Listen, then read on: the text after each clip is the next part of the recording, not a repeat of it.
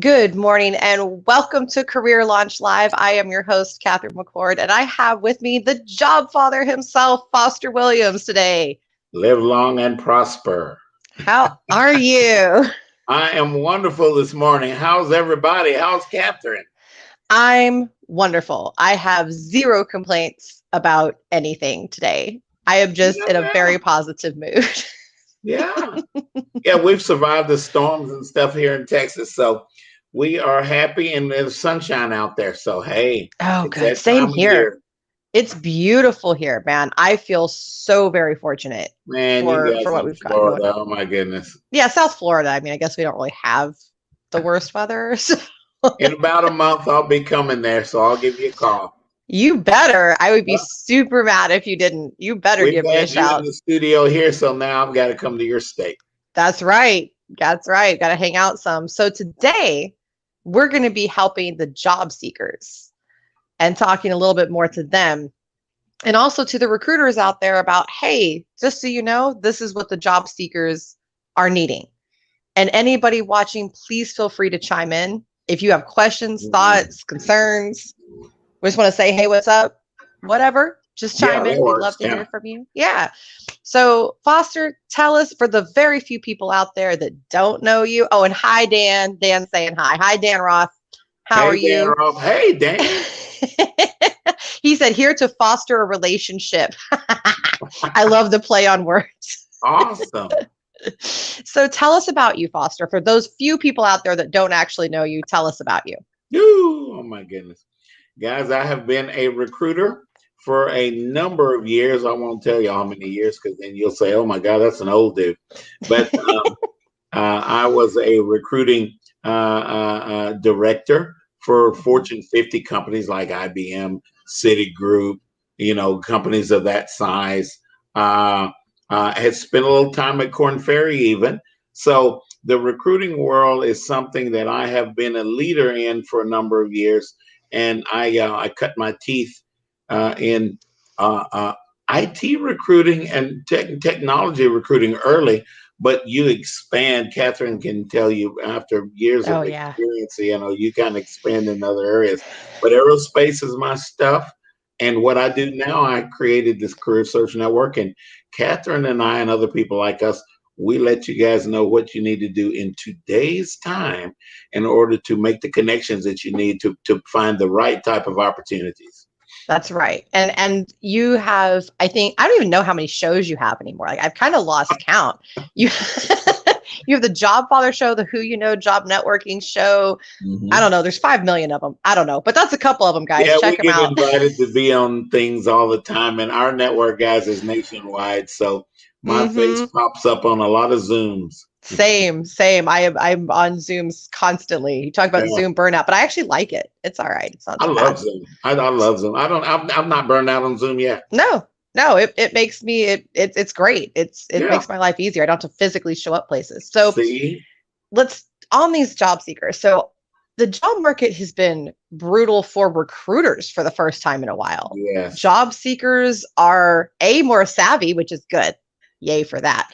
Yay. Um, yay. And then, but also people are just not responding.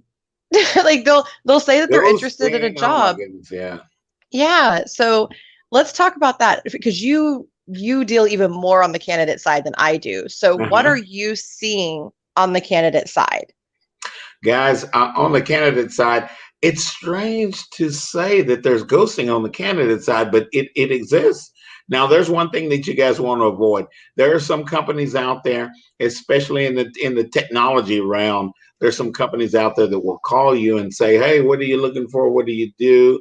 If you're a developer, certain things like that, Mhm. they will tell you that they will interview for you with companies. And so when companies Don't do it. when companies want to interview you, they put these experts in certain areas to get there, and then you take the job. You guys, can you hear how ridiculous that is? That is When you show shady. up and you don't know what you interviewed with, and Yeah, this is the that's craziest thing that I've heard going. And I haven't I heard had to that burn. one. That's I just dropped my water. That's new to me. Yeah, What? How are you yeah. going to interview for somebody else? That makes zero sense. That makes zero sense. That's weirder than that guy I had that came in with his mommy. Literally called her his mommy too. That's not my term. Oh, wow. Came in and sat down for an interview with his mother. Oh, did you tell Michaela about that? I did. She said, send him my way. He needs a lot of help. He needs a lot of help. For those of you that don't know, Michaela was our resident psychology expert. She was on the first year of the show, and still does behind the scenes work for us and helps us prepare. But she is no longer on set with us, as she is starting her own practice and building up her own clientele. And she should, yeah. And she should. Super proud of her on that. Side note, super, super proud of her. She's a Baylor Bear, sick and bear. She went to school at Tarleton. That's what she does. I thought Tarleton. She was a Baylor Bear. See how I forget, guys? I told y'all that I didn't want to tell you how many years I've been doing this. So let's talk about that. Let's talk about the weird stuff. Because I feel like people don't realize some of the things that can be really super off-putting to people on the other side of the desk, right? So first of all, recruiters, I'm going to talk to you guys first. Don't be weird and right off the bat, dive into real personal stuff about the person or demand to know their salary expectations right off the bat. That's awkward. Get to know them first. I've seen recruiters do that. They just immediately insist on knowing. And job seekers don't do that either. At the beginning of the interview, don't right off the bat demand to know what the salary is. Learn a little bit more about it, learn a little bit more about the opportunity, and then ask if they don't tell you. Yeah, don't be weird. That's just such an awkward thing. I've got some input on that one if you'll let me. Yeah, please. Guys, here's what we need to do. My number one famous word is relationship. So if Trevor Houston, he's laughing at me if he's watching. Guys, here's the deal. Exactly what Katherine just said. Get to know us. Now, when what we say maybe agencies or third-party companies call you representing a company, get to know those guys. Find out what their relationship is with that hiring manager. There's a lot of fishing, what we call fishing, going on out there. If a person is not, if they cannot convince you that they have a relationship with that company, I mean a relationship, not just somebody that you call every quarter. Right. But there are a number of things that these companies will be able to tell you about some of the things that they've done while working with this company over time, people, places, and things. They will convince you, hey, I've got a relationship with this company. If this company that's calling you does not have that relationship, if they're not able to impress you, they got this relationship, you do not want to do business with them. 100% on that. And here's some things, guys, to elaborate on that. Here's some things that you should be hearing. Information about their last couple of placements. They should be referencing that. They should be talking to you about their interpersonal relationships and what they personally like about the people with whom you will be interviewing. That's huge. They should be telling you what they like. They should be telling you intimate details about the company. I start off every single call because if you don't know, I run a recruiting agency. It's one of my 3 businesses. And I, right off the bat, myself and anybody who interviews for me, we start off by telling you about the company, about the people, and about the position. Absolutely. That's it right there. Guys, and honestly, if a recruiter has a real good, because I, at times, I'm a recruiter because I've been one for 10,000 years. A million years. The Mesozoic era for some of you. The guy who invented the tire or the wheel, Foster recruited him. I probably did. So, guys, that relationship factor is it. Now, when they call you, if Foster calls you, and I have a number of companies that I'm very, very consistently working with. I have friends that are out of the network. I help them get their job there at the company. So I have a relationship. I'm getting close. Okay. That was getting scary. Guys, the people with the relationships, you won't have to ask them a lot of questions. They will be able to convince you that they have, and you will feel in your spirit that, hey, this is a company here that you can get questions asked, because in job seekers. Now, I want you to listen to me. Come on, son. Now, Listen, if you are talking with someone about a company, you should have questions through that Yes. conversation. There should be many things. Job search is not ABC 1, 2, 3. It's not No. mechanical, guys. We are not mechanical.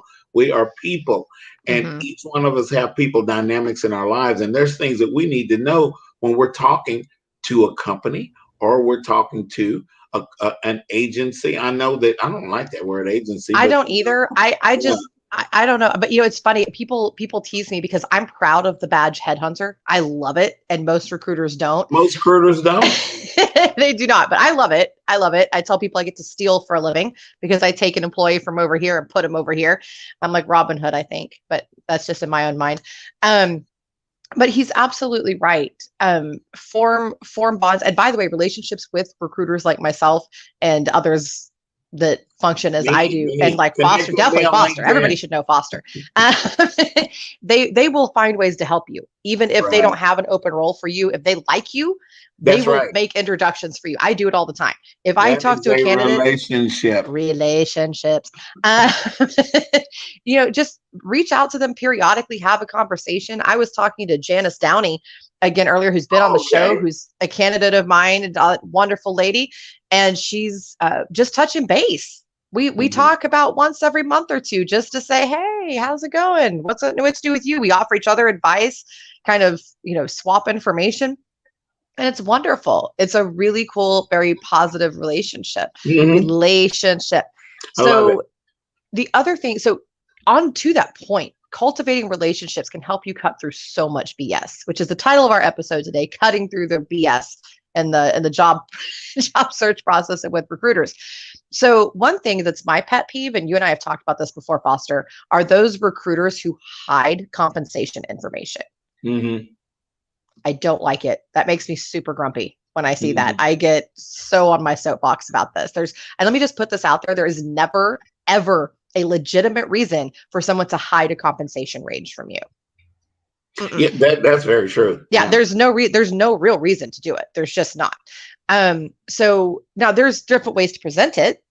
They can maybe wait till they're on the phone call with you, but by the end of your first phone call, they should be telling you that kind of We information. should. That's If they qualifying give kind of you stuff. Yeah. some kind of runaround, right? And they're telling you, oh, well, we just want to know what you want. And then we'll see later. They are either too lazy to have come up with a compensation plan, Okay. which you Okay. don't want. You Okay. don't want to deal with that company, or they're going to try to lowball you. That was what I was waiting to hear. I knew you were Yeah, going to say they that. are going to lowball the hell out of you. So, And they Foster, know that they're not paying. it's not good. What are some of the ways that they can cut through the BS and just address it head on with the company? Mhm. And keep that and let the candidate stay in charge of what's going on. What are some of your Right. tips? Well, guys, exactly what she's saying. If I've got to be sneaky with that, is because I probably know that I'm not paying you enough, or I Mhm. have been a recruiter. Now, okay, Catherine, I'm gonna get a little trouble when I say this. Catherine and I have been recruiting for a while, so there's some intangible things that we've picked up along the process, Mhm. along doing our job. Now, there are certain conversations that you end that you just know that this recruiter or this hiring manager knows that they're probably not going to be paying what you should be seeing, Yeah. and they will try to tell you all sorts of things to get you excited about that company and all this stuff. And if you work with us, you'll be able to put crazy things on your resume. Why in the world would you be talking to me about hiring me and talking about the resume? Yeah. Do you think That's I'm not so going to you're be there so long you're enough? yeah, Yeah. you're planning for me to leave. That's an odd way to start a And relationship. I can't tell you how many times I've heard that, Oh especially in yeah. that situation where that Oh yeah. we kind of know that salary is not going to be enough. I do Yeah. not get in those situations in those companies. I have the honor of turning down some work with companies because they're simply, Foster, we want to post a job or we want you to find us somebody, but here's the salary. And I've been recruiting It's long like, enough. I know nah. salary is pretty good. Yeah. Yeah. Now, I will say if a salary is low, but they're offering good equity options Mhm. or they're offering just like fully paid benefits or something like Right. that, that Right. I can work with because Mhm. or if it's fully remote and some of those other things, okay, cool. Now Right. we can Yeah. still have a conversation and I can talk to people, but I make sure that they understand that up front. Right. And first of all, whenever I message a candidate or post a job, anything like that, I Mm-hmm. always put the compensation information right there. Mm-hmm. You're going to know before we ever talk what the compensation range is, the benefits, all of that. Bam, right there. I have a And question for you, Catherine. yeah, Are you seeing sign-on bonuses? It seemed like Scotty beamed sign-on yes. bonuses up, and over a period of time, I didn't see so many of them. So, Yeah, for what the are you longest, seeing, no. Catherine? But right now, you're correct. For the longest time, absolutely not. I was not seeing them except Mm-hmm. for like executives, that type of Yeah, thing. yeah, yeah. But now, because the job market is so saturated with terrific candidates and candidates are educated and candidates are ghosting people, they're getting nervous. And don't ghost people just to play a game. By the way, I'm just going to throw No that on out there. Don't ghosting. do I that. know it was a good movie, but don't And go. don't apply if you're not serious about the role. Yeah. But because of that, yeah, there is an upswing in sign-on bonuses. And by the way, guys, that's something you can negotiate. If they're not outright offering it, and let's say the salary is a teeny bit low for you, ask for a sign-on bonus. Now, keep in Mm-hmm. mind, sign-on bonuses are not necessarily something that you get day one. Okay. A sign-on bonus can be something that you get 90 days in. That's Yeah. very, very normal. It is also very, very normal for them to require you to stay with them for at least a year, or you have to pay part of it back. Mm-hmm. That's very normal. Okay. So when you're negotiating this, just keep those things in mind. Those are standard factors in Right. negotiating a sign-on bonus. But yeah, they're definitely picking up. Another thing that I am telling every small business, because I specialize in my little startups. I love my startups. I love my growth stage companies. I do too. Yeah. Yeah, Opportunity. Oh, yeah. they're awesome. And you have more impact. I always tell people, man, aim for those. Aim for those. And you're actually less likely to experience discrimination of any kind True. in a startup. Yeah, it's very, very true. So, what was I going with that? Oh yeah. So one thing I tell them is they have to have benefits. They have to. So let's That's say an indicator. you have to, and some kind of option. Now, if you're real small, you may not have the best benefit package in the whole Right. world, but Right. get something. Get have Aflac. By the way, guys, here's a tip for you. Aflac can get you dental, vision, and life for Yeah. dirt cheap. And if you're an employer, you don't pay zilch. You, in fact, you get a tax write-off for allowing them to come in. I was about to say that. Yeah. Yeah, it's there's my promo. There you go, Aflac. This is my this is my promo for you. And if anybody needs a good Aflac agent, I happen to know a superb one. So please reach out to me. I will put you in contact, whether you're an employer or an individual. For health benefits, at least get direct primary care, concierge medicine, something like that that's relatively inexpensive, and get that for your employees if you're small. There's no reason. My premium for I do direct primary care. In fact, I've had my doctor on the show, $89 a month, and I can get blood work done, EKGs, all of that wrapped up in there. Basically, the only thing it doesn't cover is if I were to get cancer or go to the ER, something like that. Mm-hmm. That's about it. I mean, everything else, I'm good. And so at least do something like that. We have a comment. I recently accepted an interview without knowing the salary. Won't make that mistake again.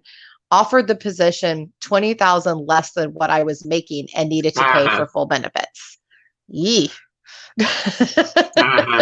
Yeah, hey, you need to be talking about that salary. That needs to be something initial in that initial Yes. conversation. Now, Yes. do get to know me a little bit before you get to that salary thing. Right. Let's talk a little bit because you're developing a relationship and an interest in what the company is looking to do related to what you like, what your passions are, and what your past experience has been. 100%. Now, Susan, I also want to say this. It is not the responsibility of the company to consider your past pay. That does not matter. What they're there to do is to say, this is what the position is worth to us. Now, they should care about fair market value and that type of thing. But for instance, I've had candidates come in that were superb at what they did and had particularly lucrative positions before, just oddly high pay for their position. And they wanted that or better. Well, that's not necessarily reasonable because they were at the top of their pay range, basically making actually way more than they really should have been. Yeah. And I'm not saying that was your case, Susan, but my point is it is not the responsibility of that company to consider your past pay. That's not their job. If they offered you something reasonable, for the position, good on them. However, where they did mess up is that they should have let you know that pay range up front. That was their mistake. And that was rude. Yeah, that was not cool. But that's not their job. We hire confident employees, and be confident enough, guys. If they don't take the reins on that, you ask, Susan. Don't be timid to ask, okay, what is this position paying? We need to establish what we're talking about here in the very beginning, because it sounds very exciting to me, but I've got to make sure that my bills are paid at my family, at my house. And so sometimes we need to lead that conversation, because these recruiters will get some, not all my recruiting brethren and sister and do this, but guys, we need to get some things figured out, so we don't waste our time anymore. 100%, and on both sides, you gotta cut through the BS, right? And I mean, and so the other thing I want to kind of address too is you have the bait and switch. That's one of my pet peeves. The bait and switch is they hook you in, telling you about one position that's just so great, and then offer you something lesser for lesser money, or even worse, they advertise the job one way and then add on duties later, like immediately after. Like you come on day one and now it's, now you have to do this, this, this, and this too. And you're going, whoa. I don't know why companies do that. Retention is very important, guys. And I don't know why companies would even consider doing something. But they do it all the time. They do it all the time. All the time. We recruiters get happy because sometimes we get to hire you away from that. Yes, that's where I come in. Or Foster comes in. But on that, and so I've had candidates ask me, how do I keep that from happening? Is there a way to do it? Sort of. So there are things that you can do to help, but you can't ultimately foreshadow and see what's going to happen and see into the future. So my number one piece of advice with that is ask the questions about day to day, what your job is going to look like. Mm-hmm. And then, get specific, go, okay, so, mornings. So this is kind of the flow of the day, kind of really get in there. The other one is reach out to other people that either do that job currently or work immediately connected to that job, because they'll tell you what's really up. Find them on LinkedIn, ask for their email, that kind of thing, find their email and reach out to them and say, hey, I'm in the interview process for this job. I'm super excited about it. Just kind of wanted to get your take on the day to day. And you would be surprised how often they will really, and they're not even trying to tattle on their company, but they will just tell you what's really going on. And a lot of times it's not what people say, but it's how they say it. That's right. That's right. And let them know, and make it real clear that this is just a friendly chat, just a, hey, how you doing kind of conversation, just reaching out to meet you. Very excited about this. Just wanted to kind of, meet and greet, and you'll get a lot more information out of them than you think. Yeah. So kind of the last thing I want to touch on with you, because we're kind of coming to the close of your segment in about 7 minutes here. And it doesn't seem that long, right? It doesn't seem like we've been talking. You and I have those personalities where we can talk forever. We do that when I call you or you call me on the phone. I know, it just goes and goes. Mm-hmm. I do. I always block out an extra half hour if I know that you and I are going to be talking. I'm let's just block it out. That way we just know it's okay. I know. But I love it. I love those kind of conversations. So kind of another subject I really wanted to touch on is getting to the hiring team, because that's tough for job seekers right now, right? Mm-hmm. To be able to form the relationship, first you got to get in touch with them, right? And sometimes that's tough. Mm-hmm. It's tough to get hold of that hiring team. So one of my tips is, other than LinkedIn, which is super obvious, but sometimes people don't reply, call up the HR department, get a receptionist or somebody like that, and say, hey, I'm looking to interview for this position. I was just wondering if I could have a contact email to reach out to them real quick. Mm-hmm. You would be surprised. Don't ask for a phone number. You won't get that. But they're email, not going to answer their phone anyway. They're not going to answer it. Yeah, they're not going to answer it anyway. But an email you can get. Right. And then you can reach out personally and really start to get to know them. What are your other tips for getting through and actually being able to speak to someone on the hiring team? Guys, first things first, and this is what I run across, probably the thing that I run across with people, because all I do is make connections. I am a net weaver. So I'm not a coach, but I connect you to the people, places, and things that make sense. It's got to be relevant, guys.